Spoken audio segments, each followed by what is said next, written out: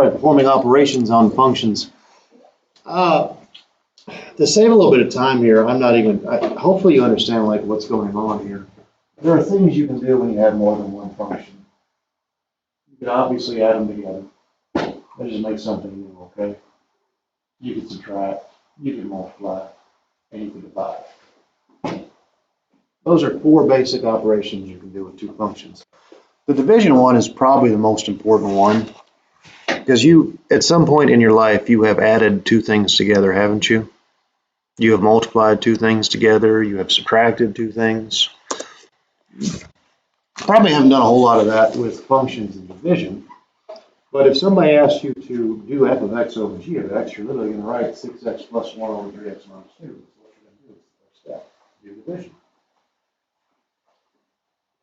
The most important part of these notes on that slide is that last part. X is not 2/3. It might make more sense if it was written vertically as opposed to horizontally.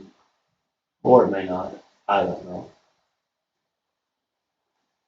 If you write things horizontally, you lose perspective on it.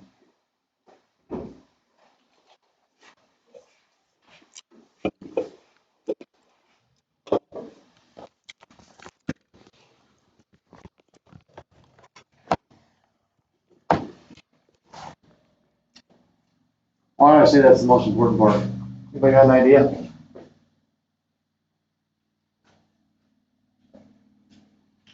Anybody want to read the second commandment of mathematics?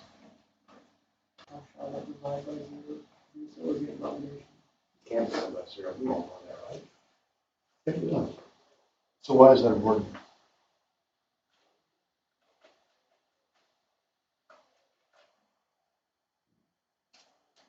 Okay, just like I got on the Tanner yesterday, tell me you're bad at math without telling me you're bad at math.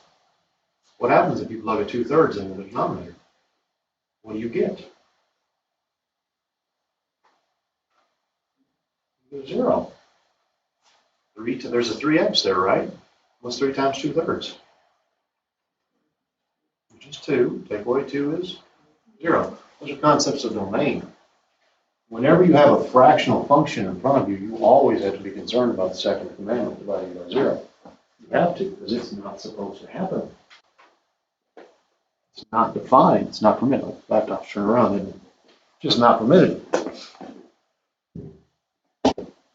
All right, we'll do most of this page, except maybe C. So let f of x be 3x and g of x be 2x plus 5. Find f. What's that little asterisk there for? It's the times symbol. You're also going to see this. Most times people don't give you nice, easy stuff like that. They use function notation. You just say parentheses f times g of x. Pay more attention to function notation there, but there's a multiplier symbol there telling you what to do. You're supposed to take your 2 functions and multiply them together. I actually hate spending time on this, but it does have to be done. Anyways, you do 3x times twice x plus 5, what do you do?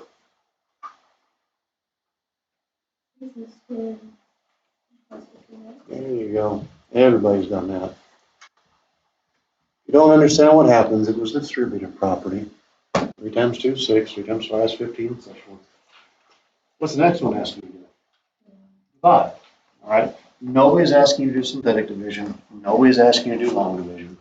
They're literally just asking you to write down what it would be. Nothing more. There's some simplification there. Right now, just write down what it says. And this is a fraction. Anytime I have a fractional function, I need to be concerned about commandment number 2. What's commandment number 2? Don't divide by 0. Don't do it. I wish I hadn't moved this thing around. It'd be easier to type. But let me type a little note here. It's a big deal. So anytime you write a rational function, that's what we call them. We don't call them fractional functions, rational functions. Be concerned about dividing by 0. No.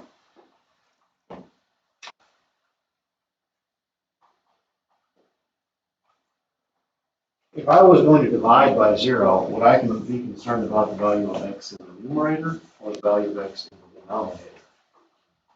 I'd be concerned about the value of x in the denominator, all right? That's where your concern needs to be. So if you have a rational function, you always set the denominator not equal to 0. Some teachers teach equal to 0, but that just doesn't make any sense. The goal is not to be 0. Set the denominator not equal to 0. And then figure out what you can't do. That's really how hard it is to do most domain problems. There's only two things about domain a student never has to know besides about x. You can't divide by 0, and you can't take the square root of a negative and be real. That's it. So, what is the denominator? Hope you know that. And what can't it be? 0. Can't be a 0. How many steps it takes to solve that? 2. It's 2 step equation. Subtract your 5. No way 2x can be a negative 5. Divide by what? 2. You don't have a lot of kids anymore who can just look at things and realize it wasn't negative 5 halves or half. Sometimes they do. I'm just saying they do computational stuff, so I'm not saying they do algebra. I didn't forget the not, didn't I? That's a big deal. Because you can't equal. You just can't be. I don't understand. Is it just telling us what it can't be? I'm telling you what it can't be. Could you be anything else? So you can be hearing it. You can be anything else except for that. It's a function, so long as you don't try to give it that. It'll be fine. If you tried to feed it a 0, it would just freak out and die. And you can't have it. You guys don't even have a concept of what it means to be divided by 0, do you? And it's just that, it's a concept. To divide by 0, you take something and you divide it into an infinitely small number of pieces. Weird, huh? It's a concept. Oh, we're not going to do C. We shouldn't have to do C. We'll do something like it on the next slide. So here's two functions. A little bit scary because they got fractional exponents, but that's about all there is to it. First one's negative 2x to the 2/3 power. The second one is 7x to the 2/3 power. And your goal here is to find f of x plus g of x. And again, pay attention to the secondary notation more than the first. Okay? Secondary notation. It says f plus g. I don't know that you need to write stuff down here, but you might.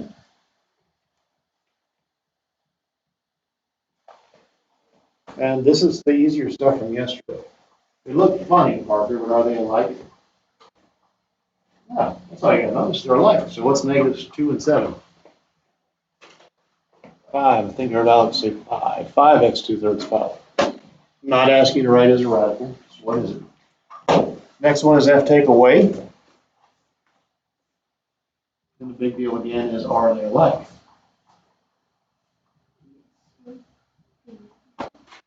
Would be what?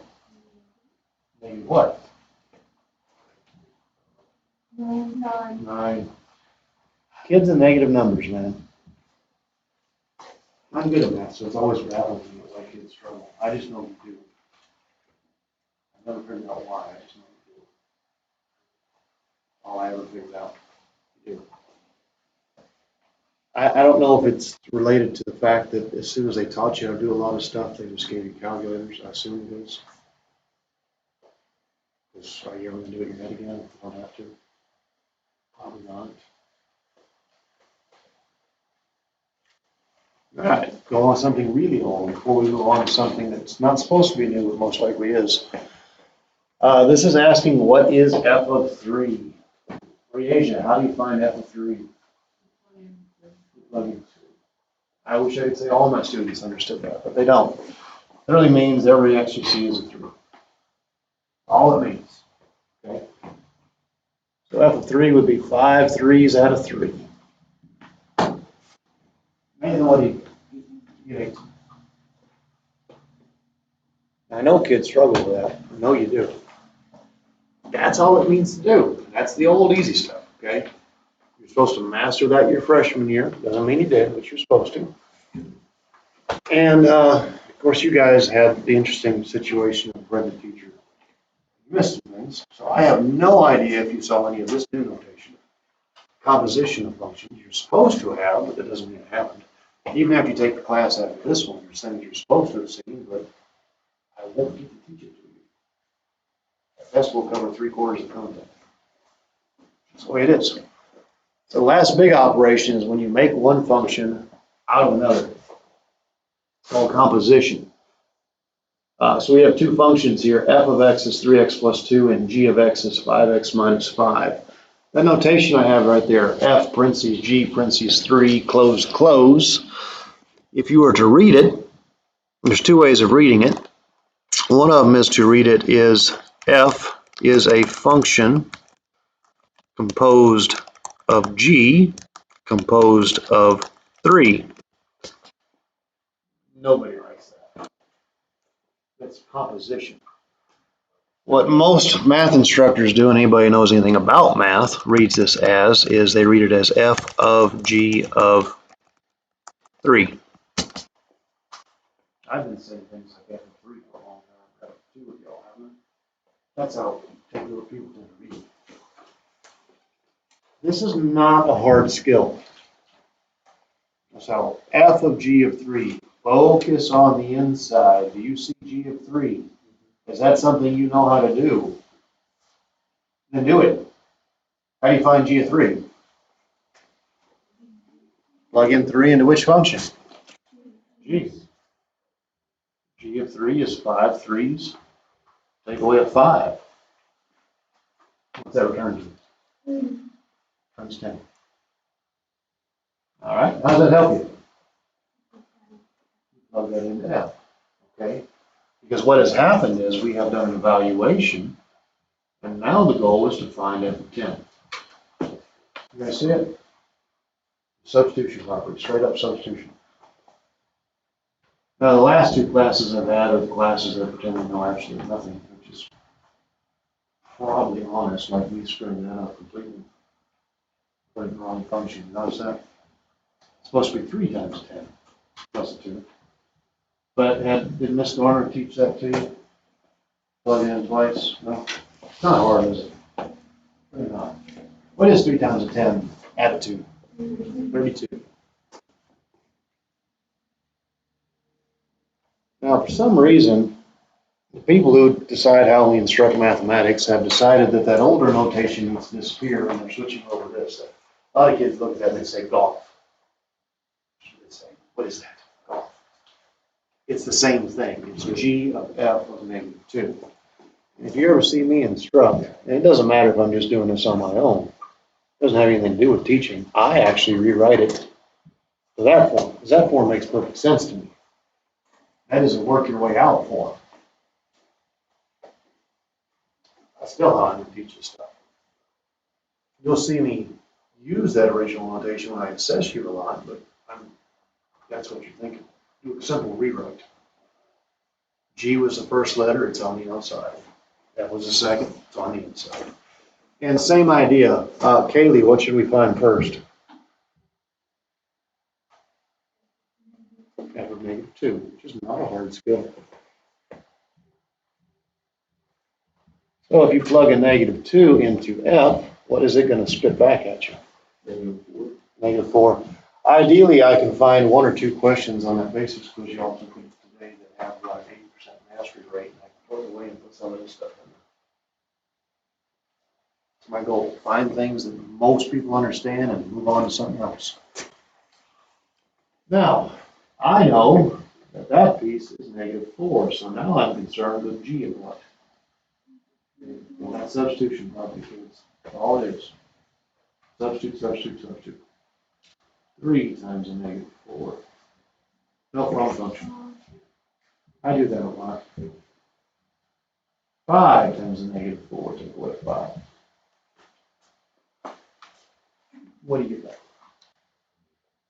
Does anybody need any further explanation of just working with the numbers? Not a hard skill, but if you do, ask it. All right, moving on to the last one. What is f of g of x? A little bit different. I got a little red note there. It says simply replace any x seen in f of x with the entirety of g of x. all it is. What is g of x? It's 5x minus 5. So just doing the initial substitution, you might do it like that. That makes some sense. If you're comfortable with f of 3, f of 2, whatever, you should be somewhat comfortable with f of 5x minus 5. Because every x you see is going to become what? Anything you okay with that? Every x is 5x minus 5 now? That's all it means. You know, we teach a lot of this stuff to y'all now. We teach it for calculus mainly. So as I'm looking at function f, first thing I see is a 3, and then I encounter that x. And what is that x supposed to be? That's it. And 2. Do a little math, you'll get 15x minus 15, add 2. Like terms, 15x minus 13. Unless I screwed up. I've been messing up a lot today, so check me. I'm in test mode. I'm making tests. And that's where my head's at. If you ever see me have a bad day, it's probably because I'm making up a math test. It's very mentally draining. Any issues with that? Lexi, you okay with that? Yeah, Are you okay? You understand what we're doing? yes and no. I hope that's better than when you left. When you left, it was just no. Anything we need to talk about? Okay, fair enough. All right, let f of x be 2x squared minus 2x plus 7. Find part A, f of 2x. Harley, what's that mean to you? What does f of 2x mean to you? That's it. That's all it means. I honestly hope that everybody understands at a very minimum, I mean everybody, I don't mean most of you, just everybody understands that the first thing is to just do replacement. Don't be the kid who doesn't understand that. That kid just doesn't have much of a chance. So make sure you understand that the initial thing is every x becomes a 2x. All right. If you can get that far, we can work with it. We can fix it. It won't be too hard. Now, you got a 2x all squared. 4x squared. An alarming number of kids have been telling me that's 2x squared today. But it's not. 2 times 2 is 4. X times x is x squared. I'm going to assume you can distribute a negative 2. And the last little step to finish this thing and put it in the center of the form.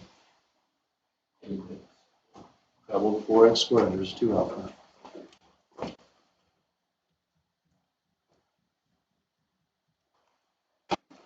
That one's fairly easy. Next one's a little bit harder. We see the 2x minus 3 there. Milo, what's that mean to you? Well, that is correct. Every x is 2x minus 3. Man, I wish you would have let me call on somebody so I could miss it. Why'd you have to do that? No, it's okay. I'm just well aware that probably 80% of the student body thinks 2x minus 3 squared is 4x squared minus 9 or 6. I'm not sure. Say funny things like that. But Parker ruined it. I wanted to embarrass some people, but he ruined it. Thanks, Parker. So if you're sitting there thinking that 2x minus 3 squared is something like 4x squared minus 9, you're wrong. You definitely need to know that. Because if something is squared, how many times do you write it? Twice. You have to write it twice. At least on paper or in your head. I really hope that a couple of y'all are getting to the point now where you actually just don't need to write it down. So I got a question. Do you just distribute the 2 in first, or do you have to core it first? Oil first. If you distribute 2 in, here's why I don't teach that. Where's it go? In the first one. As long as you do one of them, it's fine. You can go first or second, but not both. A lot of kids will take that 2 and give it to both. I don't teach that. But plus, if you move a 2 in, didn't you just make boiling harder? Might need to be bad with small numbers, but the reality is you made it harder to do. Save it for last. It's easy to double something. Oops, I screwed up, got distracted. I'm going ahead and distributing this guy because I feel like it. All right, guys, what do you get if you were to FOIL out like old JC would do? 2x minus 3 times 2x minus 3. 4x squared minus 12x plus 9. I do not disagree with that. You said plus 9, right? Good.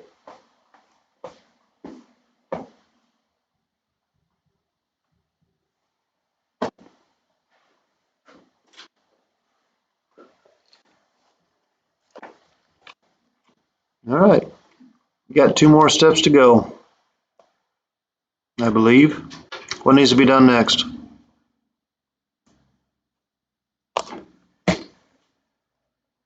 Should be what? 2. Get you to 8x squared minus 24x plus an 18 minus 4x plus 13. The only reason I actually had this problem in here was because I was hoping somebody would not write something less than 12. I said, thanks, Parker. After you combine like terms, what do you get? I'm good with that. It's supposed to be a 13.